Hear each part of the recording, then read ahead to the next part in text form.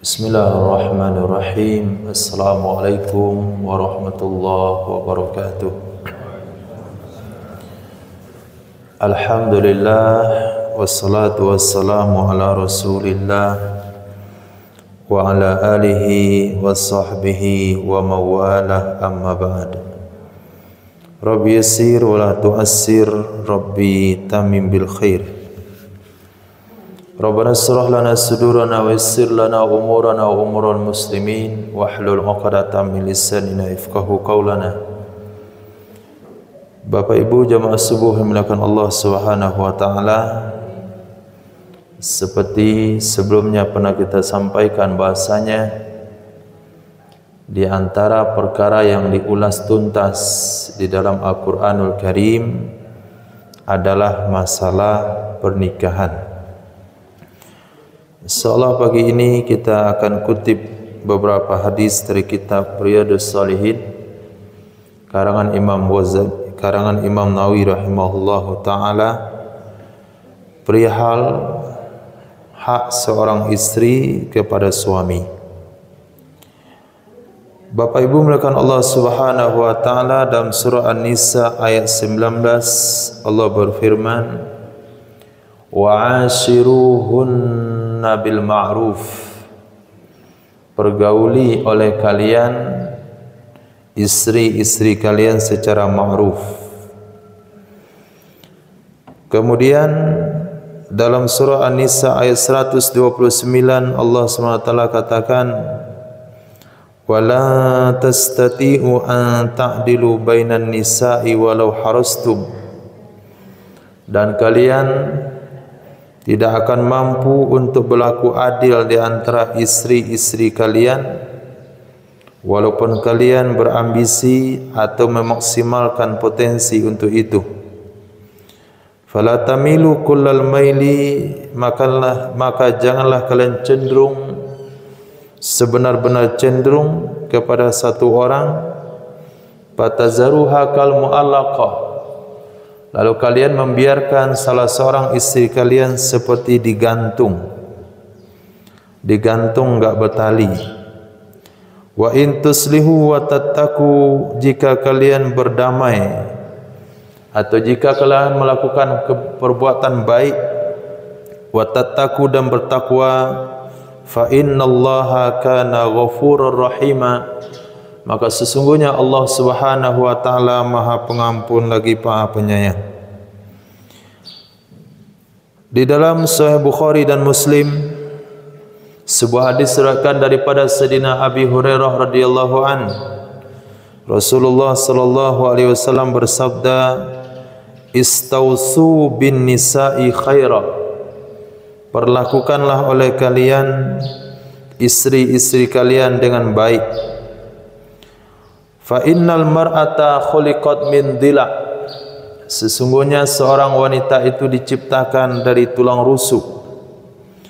Wa inna a'waja ma fid dila' a'la, sesungguhnya yang paling bengkok dari tulang rusuk itu adalah bagian atasnya. Fa in zahabta tuqimuhu kasarta, kalau kamu ingin meluruskannya maka kalian akan buat dia patah. Wa in taraktuhu lam yazal a'waja, tapi apabila engkau biarkan saja maka dia akan selalu bengkok. Fastausu bin nisa, perlakukanlah wanita secara baik. Bapak Ibu mulakan Allah Subhanahu wa taala, ibadah dalam kehidupan muslim bukan hanya solat.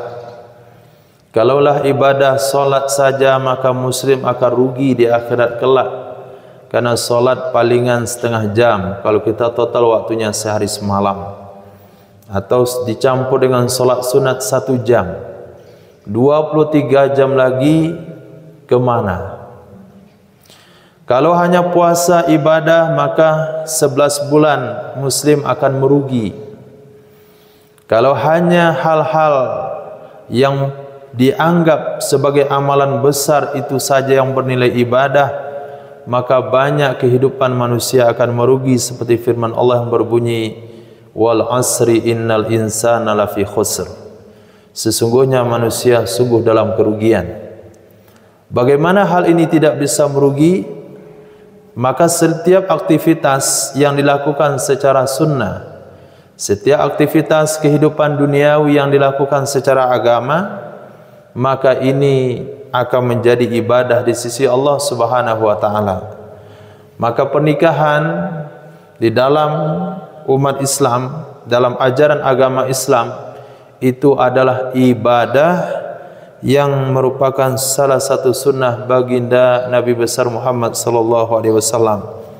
Pada poin pertama ini, Nabi berpesan kepada kaum laki-laki untuk memperlakukan istri-istrinya secara baik. Di sini Nabi berikan satu PR. Apa PR-nya? Kalau dilurusin dia patah, kalau enggak dilurusin dia bengkok. Coba selesaikan masalahnya. Mau diapain? Kalau dilurusin dia akan patah, kalau tidak dilurusin dia akan bengkok. Itu sebabnya Allah SWT berfirman, Ar-rijalu qawwamuna 'alan nisa. Laki-laki itu adalah pemimpin wanita. Bima faddallahu ba'dahum 'ala ba'd. Karena kelebihan yang Allah berikan kepada diri mereka. Kelebihan untuk apa? Kelebihan untuk menyelesaikan masalah, salah satunya adalah perkara ini. Kewajiban seorang laki-laki adalah meluruskan istrinya sampai akhir hayat. Itu kewajiban mereka. Itu kewajiban seorang suami. Tidak boleh secara spontan. Kalau diluruskan secara spontan dia akan bengkok, dia akan patah.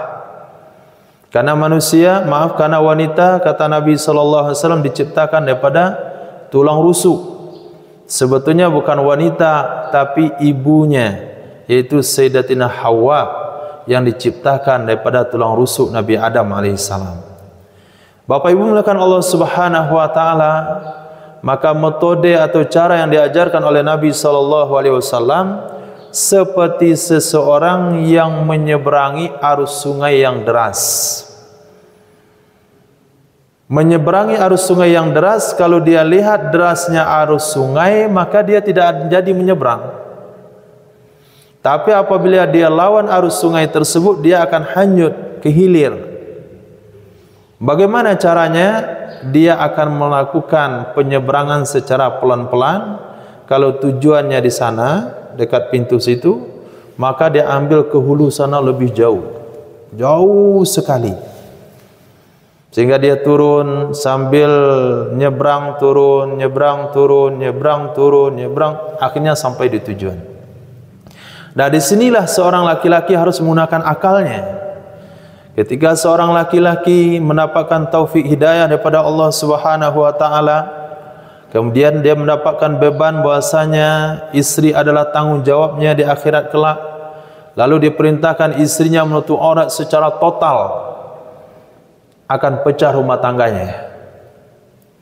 Tapi seorang suami harus mendidik istrinya secara bertahap. Tapi apabila dibiarkan saja, sudah saya ingatkan sekali dua kali, dah capek ngingatin, maka istrinya tidak akan berubah. Maka pernikahan mereka hanya pernikahan di dunia saja. Bisa saja suaminya dalam surga, istrinya ada dalam neraka. Tapi kita kan tidak mau yang ada nama perpisahan.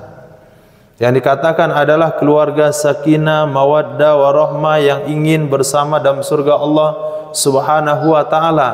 Maka tanggung jawab bagi seorang suami adalah istausu bin nisa'i khaira, harus memperbaiki wanita secara baik, secara bertahap sampai akhir hayat. Tidak boleh bosan mengingatkan hanya satu kali, dua kali, setahun, 2 tahun, mungkin dia berawal daripada menutup aurat dulu, hanya pakai jilbab pendek, kemudian turun lagi debatnya tambah panjang sampai ke bahu, kemudian lebih panjang lagi sampai ke dada, mungkin nanti lama-lama seperti mukena. Bapak Ibu muliakan Allah Subhanahu wa taala, itulah yang dimaksudkan oleh Nabi sallallahu alaihi wasallam. Kalau kalian secara spontan meluruskannya, maka akan pecah rumah tangga kalian. Tapi kalau kalian tidak berbuat, maka istri kalian tidak akan pernah berubah. seperti tulang rusuk yang bengkok. Bapak Ibu mulakan Allah Subhanahu wa taala. Kemudian riwayat yang lain dari Sayyidina Abdullah bin Zam'ah radhiyallahu an. Beliau pernah mendengar Nabi sallallahu alaihi wasallam menyampaikan suatu khutbah, wa zakaran naqah walladhi aqaraha, menyebutkan tentang onta Nabi Saleh alaihissalam, dan Nabi juga menyampaikan tentang orang yang membunuh onta Nabi Saleh tersebut. Faqala Rabbi, maka Nabi sallallahu alaihi wasallam bersabda, idim ba'atha asqaha. Ketika itu dia mengutus orang yang paling celaka di kampung tersebut, yaitu orang yang membunuh onta Nabi Saleh, yaitu onta yang menjadi tanda mukjizat daripada kenabian Nabi Saleh alaihissalam. Onta itu keluar daripada batu, satu ekor onta betina dengan anaknya. Kemudian setiap hari onta itu akan datang ke rumah-rumah mengantarkan susu daripada susunya. Siapa saja yang mau memerah susunya silakan diperas. Maka onta itu berjalan setiap hari. Kemudian satu hari jadwal minum untuk onta, satu hari jadwal untuk masyarakat, dengan syarat onta itu tidak boleh diganggu, dibiarkan saja apa yang dia lakukan. Pada saat itu penduduk kampung Samud mengutus satu orang yang paling celaka, yaitu membunuh onta tersebut yang disebut dengan Aziz. Kemudian Nabi SAW juga menyebutkan tentang wanita, fawa'aza fihinna, maka Nabi SAW memberi nasihat kepada wanita tersebut. Faqala ya'midu ahadukum, salah seorang kalian bersengaja lalu memukul istrinya seperti dia memukul atau memperlakukan budak sahaya, fala'allahu yudaji'uha min akhiri yaumih, kemudian dia tidur bersama dengan istrinya di akhir malamnya atau di akhir harinya. Kemudian baginda Rasul sallallahu alaihi wasallam memberikan nasihat kepada mereka fi dahikihim, daripada tertawanya mereka dari bunyi kentut. Lima yadhak ahadukum mimma yaf'al, kenapa salah seorang kalian tertawa dari kentut yang dilakukan atau yang keluar daripada kawannya. Maka dalam dalam satu hadis ini ada 3 riwayat yang diceritakan oleh Nabi sallallahu alaihi wasallam. Poin kita di sini adalah Nabi sallallahu alaihi wasallam mengingatkan para sahabat untuk tidak berlaku keras kepada istrinya. Maka sahabat yang diingatkan dalam hadis ini adalah sahabat Muhajirin, bukan sahabat Ansor.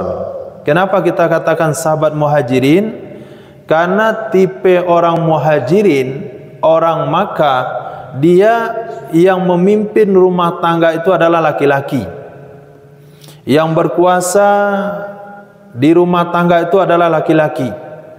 Karena kebiasaan mereka di zaman jahiliyah, mereka bisa saja memperjualbelikan istrinya. Bahkan di antara mereka bisa ketika meninggal dunia istrinya akan diwarisi oleh anaknya. Ketika wanita berhaid maka akan dikurung di gudang, tidak boleh tidur bersama, makan bersama. Inilah tabiat di zaman jahiliyah. Ketika datangnya Islam, maka tetap wibawa seorang suami di tengah-tengah masyarakat Makkah itu tetap lebih tinggi. Tapi orang Ansor beda. Orang Ansor kekuasaan itu di tangan istrinya. Itu orang Ansor yang yang mengambil kebijakan di dalam rumah tangga adalah istrinya. Maka ketika orang-orang Muhajirin datang ke Ansor, datang ke Madinah hijrah, maka tertularlah sifat-sifat orang Ansor kepada wanita-wanita Muhajirin, termasuk istri-istri Nabi sallallahu alaihi wasallam. Akhirnya istri Nabi meminta perhiasan kepada Nabi sallallahu alaihi wasallam. Akhirnya istri Nabi meminta hal yang macam-macam kepada Nabi sallallahu alaihi wasallam. Akhirnya Allah tegur dalam surah An-Nur, Allah katakan di situ, ya nisaan nabi in kuntunna turidnal hayatad dunya wa zinataha fata'alaina umatti'kunna wa usarrihkunna sarahan jamila. Wahai istri Nabi, kalau kamu memilih kesenangan dunia dan perhiasannya, kemarilah aku berikan kepadamu perhiasan tersebut dan aku akan ceraikan kalian. Maka ketika ayat ini turun, Nabi SAW datang kepada Sayyidatina Aisyah radhiyallahu ta'ala anha, wahai Aisyah, telah turun satu firman Allah terhadap kalian para istri Nabi. Sebelum kamu putuskan, saya sarankan kamu musyawarah dulu dengan bapakmu Sayyidina Abu Bakar As-Siddiq radhiyallahu anhu. Pada saat itu Nabi sampaikan ayat tersebut. Yang inti daripada ayat tersebut, apakah kalian memilih Rasul hidup sederhana atau memilih kemewahan dunia tapi berpisah dengan Nabi sallallahu alaihi wasallam? Karena Nabi ketika ditanya oleh sahabat, ya Rasulullah, ayyun nas ahabbu ilaik, siapakah wanita yang paling, manusia yang paling kau cintai? Nabi katakan Aisyah. Wa minar rijal, dari kalangan laki-laki siapa? Kata Nabi adalah ayahnya, yaitu Sayyidina Abu Bakar As-Siddiq radhiyallahu an. Karena Nabi mencintai Sayyidatina Aisyah radhiyallahu taala anha, lalu turun ayat memberikan pilihan kepada istri Nabi memilih kehidupan yang mewah atau bertahan dengan Nabi kehidupan sederhana. Itu sebabnya Sayyidina Nabi berpesan pada Sayyidah Aisyah, jangan cepat-cepat kamu ambil keputusan sebelum musyawarah dengan Sayyidina Abu Bakar As-Siddiq. Sebetulnya Nabi tidak mau ditinggalkan oleh Sayyidah Aisyah. Kalau bermusyawarah dengan Sayyidina Abu Bakar, pasti ayahnya akan melarangnya. Tapi ketika ayat itu disampaikan, apa kata Sayyidah Aisyah radhiyallahu taala anha? Untuk hal yang seperti ini, aku tidak akan perlu musyawarah dengan ayahku, pasti aku memilih Nabi Muhammad sallallahu alaihi wasallam. Bapak Ibu mulakan Allah Subhanahu wa taala, sehingga dalam hal ini Nabi berpesan kepada para sahabat Ansor, kepada sahabat Muhajirin yang notabene kehidupan mereka di zaman jahiliyah adalah keras terhadap wanita, maka diingatkan jangan sampai salah seorang kalian memukuli istrinya, selepas itu dia tidur bersama di akhir hari bersama istrinya tersebut. Kemudian dalam riwayat yang lain Nabi SAW bersabda, khairukum khairukum li ahli wa khayna khairun li ahli. Yang terbaik di antara kalian bukan yang paling banyak sedekahnya. Yang terbaik di antara kalian bukan yang paling mujahadah dalam agama. Yang paling baik di antara kalian bukan yang tinggi sosialnya di tengah masyarakat. Tapi yang paling baik di antara kalian adalah khairukum li ahli, yang paling baik kepada istri dan keluarganya. Wa ana khairukum li ahli, dan aku adalah orang yang terbaik kepada keluargaku. Bagaimana sikap Nabi SAW dalam tengah-tengah keluarganya?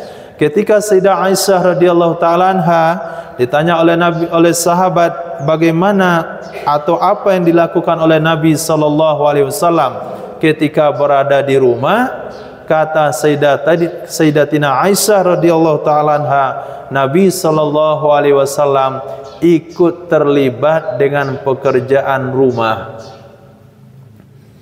Nah, ikut terlibat dengan pekerjaan rumah.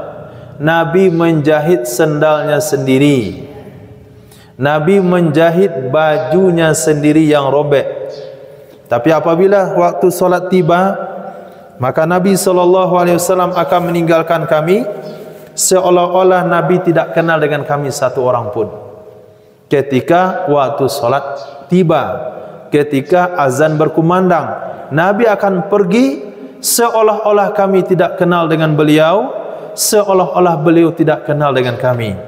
Tapi apabila bukan di waktu solat, bukan di dalam waktu-waktu ibadah, maka Nabi SAW ikut serta dengan aktivitas yang dikerjakan oleh istri-istri beliau ketika berada di rumah. Bapak Ibu mulakan Allah Subhanahu wa taala, maka tidak ada salahnya kalau sekali-kali ada bapak-bapak yang mencuci piring, sekali-kali ada bapak-bapak yang menyapu rumah, ada yang menggosok pakaian dan lain-lain sebagainya. Itu adalah suri tauladan yang diberikan oleh baginda Nabi besar Muhammad sallallahu alaihi wasallam.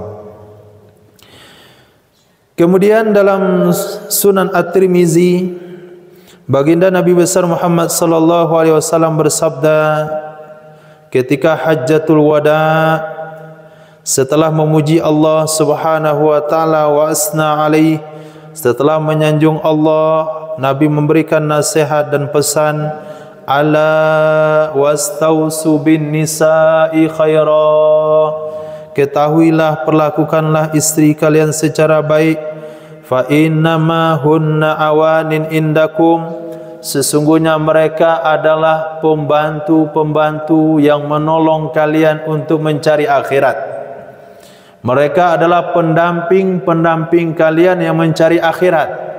Kenapa dikatakan pendamping mencari akhirat? Karena solatnya seseorang yang sudah beristri itu 70 lebih baik daripada solat orang yang tidak beristri. Maka kata Sayyidina Abdullah bin Mas'ud radhiyallahu ta'ala anhu, apa kata beliau? Kalau saya tahu ada seminggu lagi usia saya untuk hidup, maka saya akan menikah. Kenapa demikian? Bukan karena menginginkan memperturutkan hawa nafsu, tapi karena nilai ibadah yang ada di dalam pernikahan. Sehingga ibadah solatnya lebih baik 70 kali daripada orang yang tidak menikah. Kemudian Bapak Ibu melakukan Allah Subhanahu wa taala, jika ada dua orang imam memiliki kualitas suara yang sama, ketaatan yang sama, kesolehan yang sama, keilmuan yang sama, maka diutamakan yang sudah menikah daripada yang belum menikah. Itu yang dimaksudkan dengan awanin indakum, itulah penolong-penolong kalian untuk mencari akhirat. Laisa tamlikuna minhunna syai'an ghaira dzalik, kalian tidak berhak terhadap mereka selain daripada minta tolong, illa ayyatina bifahishatin mubayyinah, kecuali kalau mereka melakukan pelanggaran, kecuali mereka melakukan perbuatan yang tercela. Fa in fa'alna fahjuruhunna fil madaji', kalau mereka melakukan perbuatan tercela, tidak mau taat kepada suaminya, bagaimana solusi yang diajarkan oleh Nabi sallallahu alaihi wasallam? Solusi pertama adalah fahjuruhunna fil madaji', tinggalkan dari tempat tidur. Tidak boleh ditinggalkan keluar rumah. Apabila seorang suami melihat tingkah laku istrinya tidak sesuai dengan apa yang diinginkannya, tidak sesuai dengan apa yang diinginkan oleh Allah dan Rasulnya, maka teguran pertamanya adalah meninggalkan dari tempat tidur. Ketika istrinya tidur di kamar, dia cari ruang tamu. Itu teguran pertama. Baik menurut hadis yang kita bacakan atau menurut firman Allah Subhanahu wa taala. Kenapa Nabi melarang keluar rumah, tidur ke masjid? Apabila seorang muslim ditimpa problem kehidupan, maka pergilah ke masjid. Akhirnya terjadi pertengkaran di rumah tangga, tidurlah suaminya di masjid. Ini tidak solusi dalam penyelesaian rumah tangga. Kenapa dikatakan tidak solusi? Karena ketika dia pulang ke rumah misalnya, suami ini pengen minta maaf, dia mengakui kesalahannya, dan istrinya di dalam rumah pun telah menunggu, bersedia memaafkan suaminya. Tapi ketika suaminya datang dan mengetuk pintu, setan buat istrinya tertidur. Diketuk pintu sekali, dua kali, tiga kali, tidak dibuka, karena dibuat istrinya tertidur. Di dalam dibuat tertidur, di luar dibisikin, kan kamu sudah tahu. Nah, kamu pulang meminta maaf pun pintu enggak lagi dibukakan. Maka pergilah sejauh-jauhnya. Itu yang akan terjadi. Padahal istrinya di dalam pun telah menunggu di ruang tamu, bukan tidur di kamar. Tapi karena dia tidak tahu suaminya pulang tadi malam, dikatakan, tuh, lihat, kamu sudah tunggu semalaman dia enggak pulang-pulang. Padahal istrinya ada pulang. Tapi setan gunanya untuk memecah belah antara suami istri. Maka setan akan tertawa kalau sampai terjadi perceraian. Tapi ketika si suami kalau bermasalah dengan istri, tidurnya di ruang tamu, maka tidak akan terjadi permasalahan. Ketika istrinya keluar misalnya dan menatap muka suaminya dalam keadaan tidur, pada saat itu Allah akan tanamkan kasih sayang. Kenapa? Karena dia melihat muka suaminya tidak ada rona emosinya. Nampak adalah muka ikhlasnya, muka aslinya. Karena orang tidur itu kan tidak punya emosi. Maka kalau mau melihat keikhlasan seorang suami, suami ingin melihat keikhlasan seorang istri, maka saatnya dia melihat ketika mereka sedang tidur.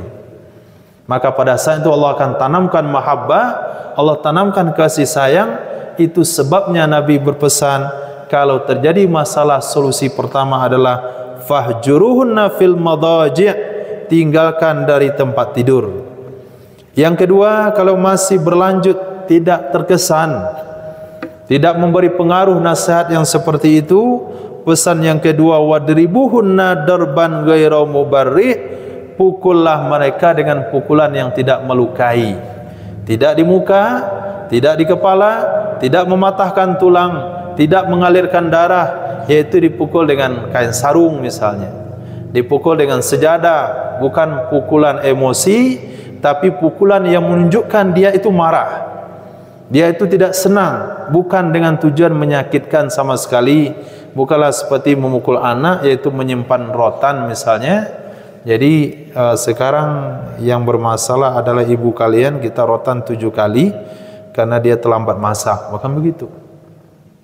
Jadi pukulan yang sifatnya hanya sekedar menyadarkan buat suaminya itu sedang marah.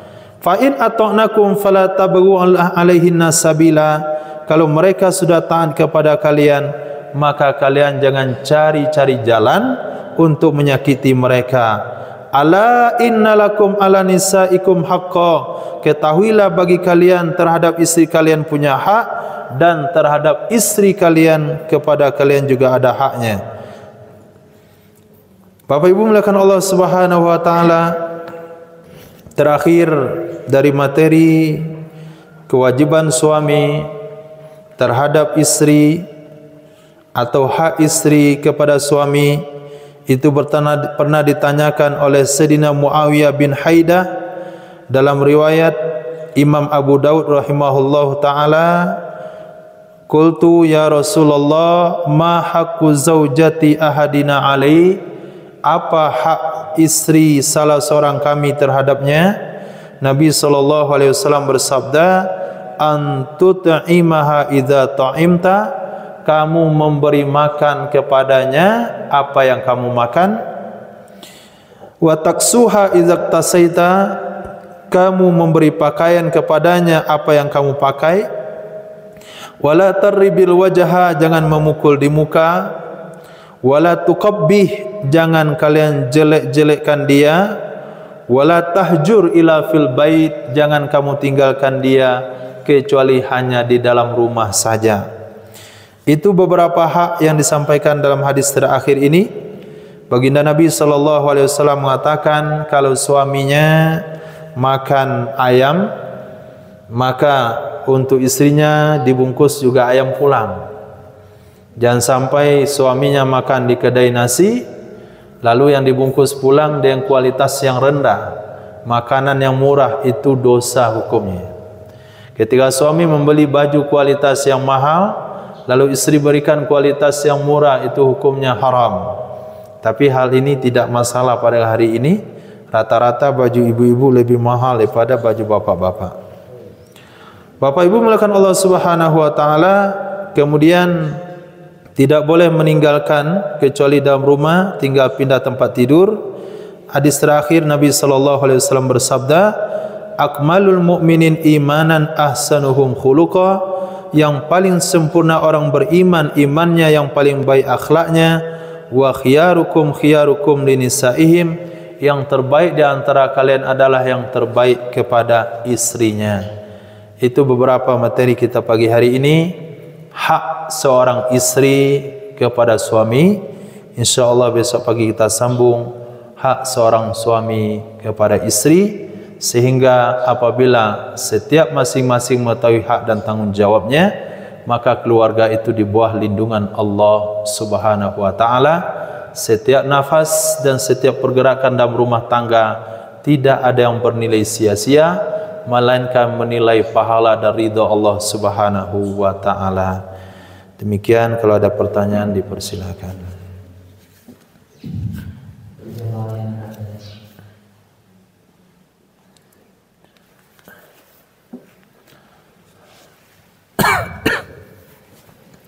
Assalamualaikum warahmatullahi wabarakatuh. Waalaikumsalam warahmatullahi wabarakatuh. Mohon lebih detail lagi penjelasan tentang yang tadi Bu ya, tentang sholatnya orang yang sudah berkeluarga 70 kali lebih baik daripada sholatnya orang yang belum berkeluarga. Apakah dari segi khusyukannya atau dari segi apanya yang bisa bikin 70 kali lebih baik daripada orang yang belum berkeluarga?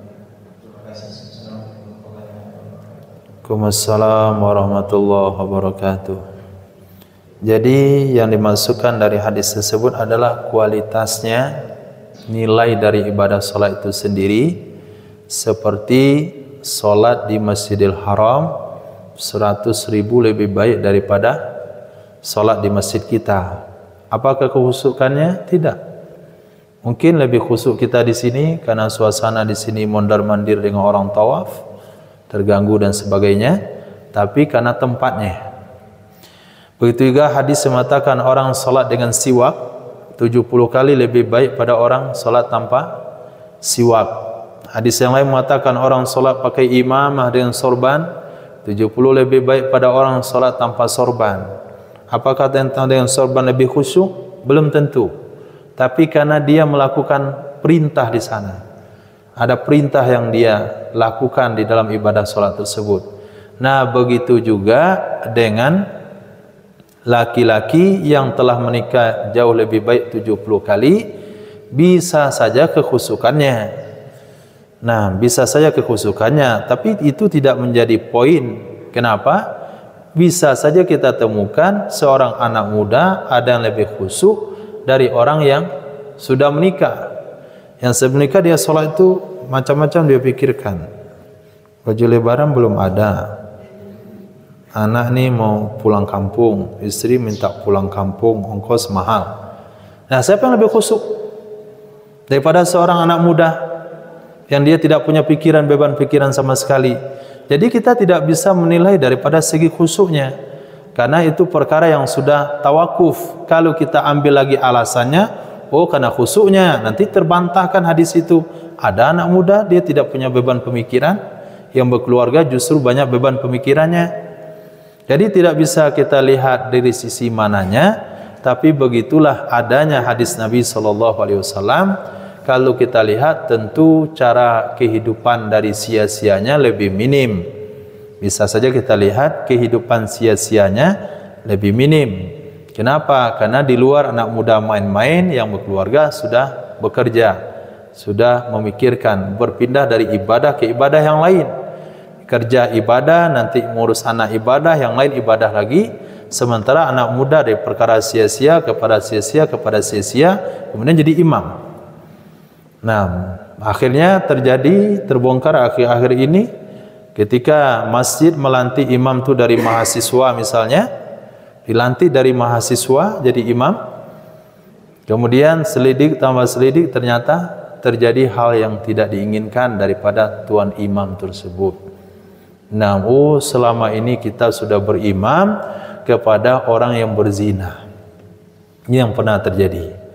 Tapi ketika yang imam itu adalah seorang orang yang sudah beristri, maka dia jauh daripada perbuatan yang sia-sia. Demikian insyaallah.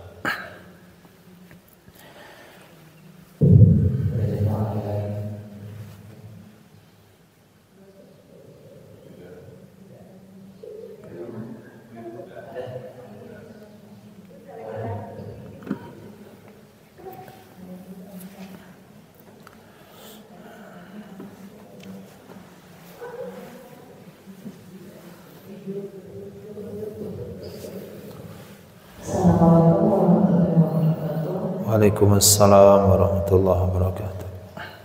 Yang saya mau tanyakan Pak Ustaz, apakah setiap yang kita beli itu nanti akan dihisab? Misalnya salah satunya pakaian, dan mungkin kalau itu biasanya belanjanya produk rumah. Mohon penjelasannya. Yang kedua,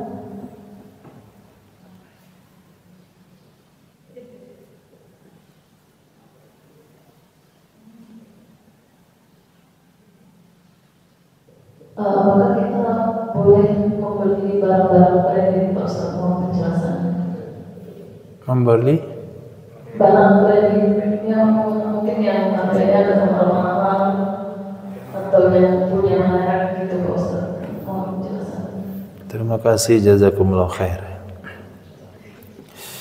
Bapak Ibu mulakan Allah Subhanahu wa taala, ketika Sayyidina Abu Bakar As-Siddiq, cerita yang kita ceritakan kemarin itu ada poinnya di sana. Ketika Sayyidina Abu Bakar As-Siddiq radhiyallahu taala kelaparan berjumpa dengan Sayyidina Umar bin Khattab, Sayyidina Abu Bakar As-Siddiq lalu pergi ke kebun Sayyidina Abu Talha radhiyallahu an. Ketika itu mereka memakan buah-buahan yang dihidangkan oleh Sayyidina Abu Talha. Kata Nabi sallallahu alaihi wasallam, inilah nikmat walatus alunna yauma idzin anin naim. Kalian akan ditanya, betul-betul akan ditanya tentang nikmat yang diberikan oleh Allah Subhanahu wa taala. Maka sahabat itu kaget ketika mendengar sabda Nabi sallallahu alaihi wasallam, "Ya Rasulullah, apakah setelah 3 hari kita lapar lalu kita dapat makanan, nikmat ini juga akan ditanya oleh Allah?"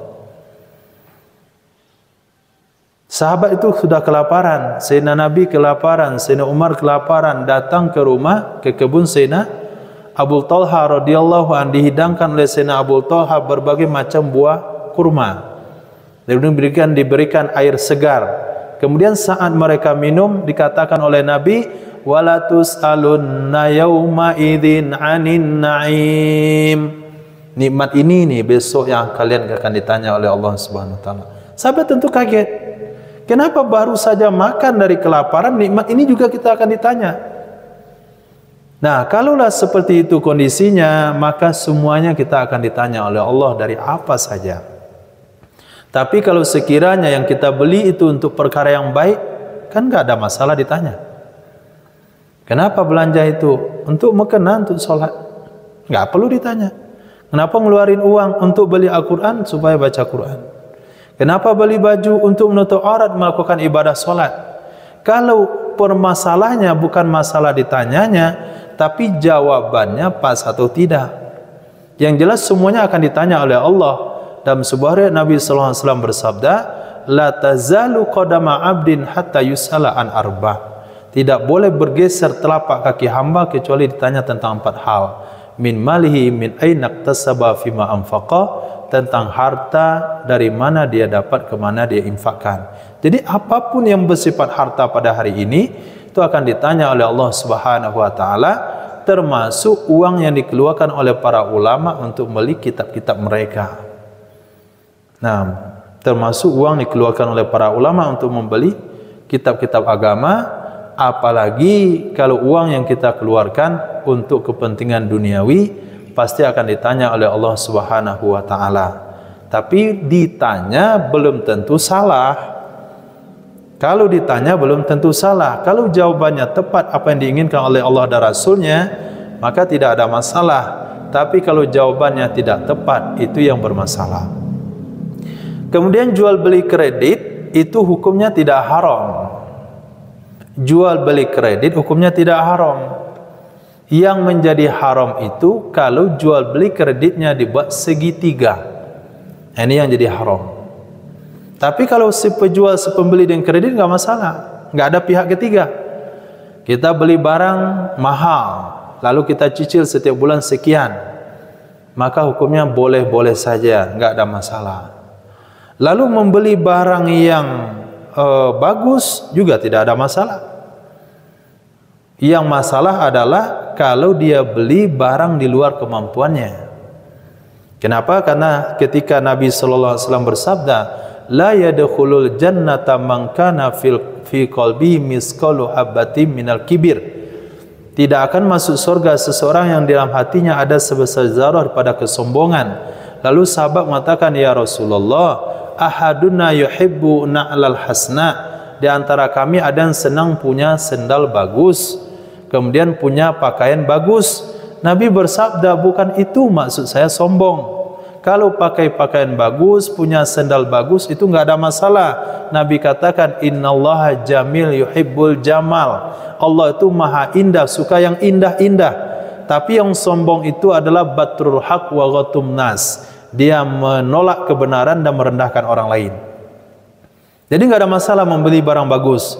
Yang masalah adalah kalau kita tidak sanggup, kita beli. Ini yang bermasalah. Ini tidak boleh. Kenapa? Dalam hal ibadah saja Allah suruh kita fattaqullaha mastata'tum. Lakukanlah perintah Allah semampunya. Kenapa dalam hal ibadah kita tidak memaksimalkan kemampuan? Lalu kenapa di bidang duniawi kita memaksimalkan kemampuan? Tapi kalau kita tidak mampu dengan cara dicicil, apa hukum halal atau haram? Hukumnya halal saja, karena jual beli kredit itu hukumnya halal. Kenapa kredit mobil haram? Kenapa kredit motor jadi haram? Karena jual belinya segitiga. Apa maksud segitiga? Si pembeli akan bayar DP kepada showroom dengan harga sekian, kemudian akan dilunasi oleh pihak bank dengan harga kontan, kemudian pihak pembeli akan bayar ke bank setiap bulan. Ini jual beli segitiga ini yang hukumnya haram. Nah, bukan kreditnya yang haram, jual beli segitiganya. Berarti kita berhutang ke bank melunasi mobil kita, kita terlibat hutang lalu kita terlibat bunga dan riba. Tapi apabila bapak ibu mau beli mobil dengan kredit juga, lalu datang ke bank misalnya, Pak Bank, ini saya suka mobil ini nih. Nah, tolong kamu beli kontan. Nah, setelah itu dibeli oleh bank kontan, jadilah milik bank. Kemudian kita beli ke bank dengan cara nyicil, itu boleh. Kenapa? Kita beli barang kredit. Yang tadi itu kita yang ngutang, bank yang lunasi, lalu kita bayar lagi ke bank secara cicilan. Jadi bukan kreditnya yang salah, tapi prakteknya yang salah. Demikian insyaallah. Terima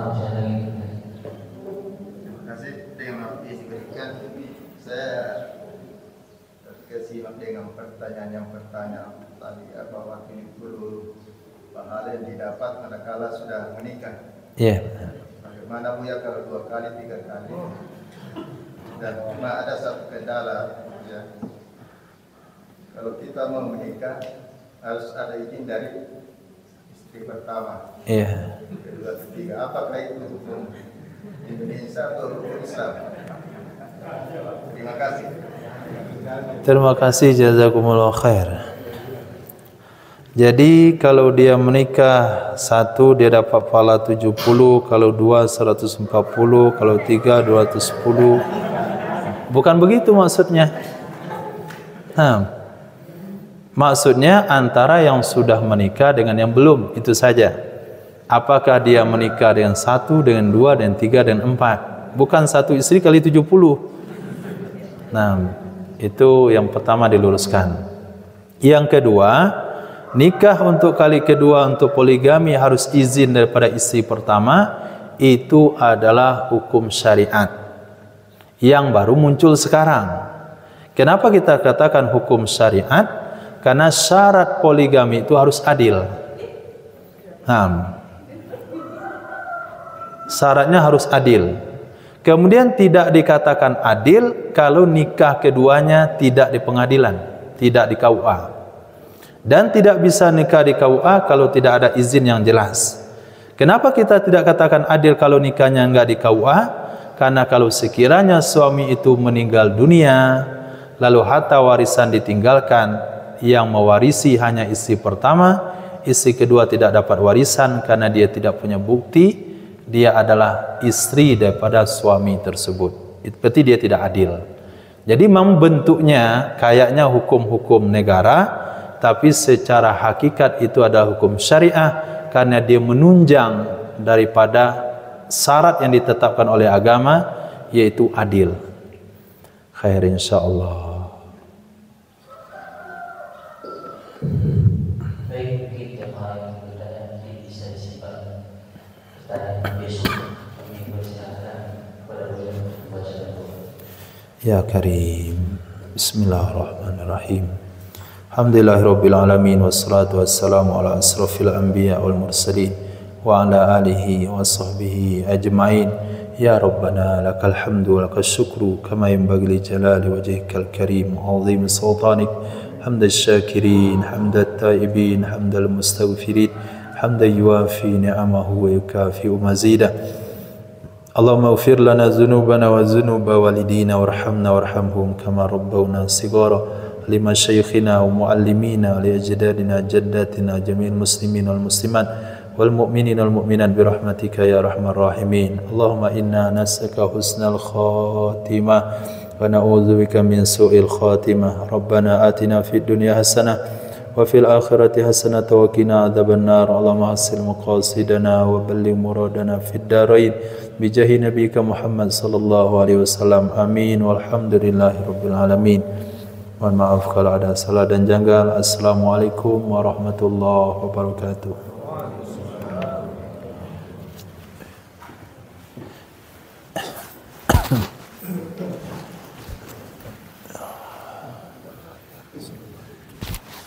Insyaallah.